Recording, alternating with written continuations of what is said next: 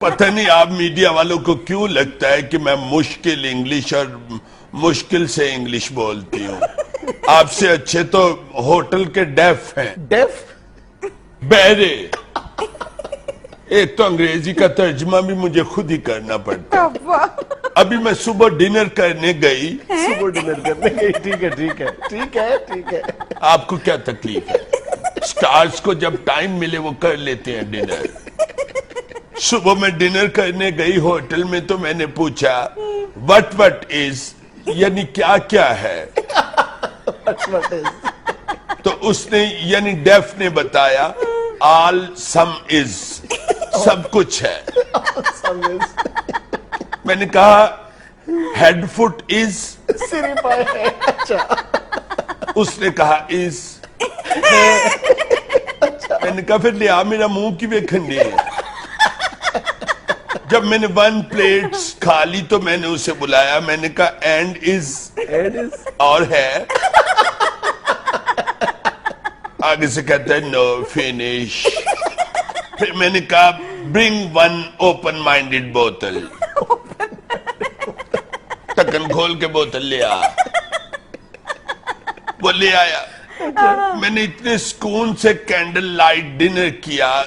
Sunlight was coming, good song was walking.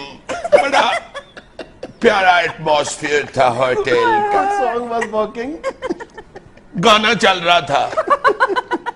Def ने फिर आके मुझसे पूछा मैडम एंड सम, और कुछ? I said no handsome, go and bring the mathematics. Mathematics. साहब लेके आ। मैं की खादा है, मैनू नहीं याद रहंदा मैं की खादा है। ना मैनू ये याद रहंदा मैं की खादा है, ना मैनू ये याद रहंदा कि किदा किदा खादा है। वो जब मैथमेटिक्स लेके आया तो मैंने उसे 100 रुपी टिप दे दिया।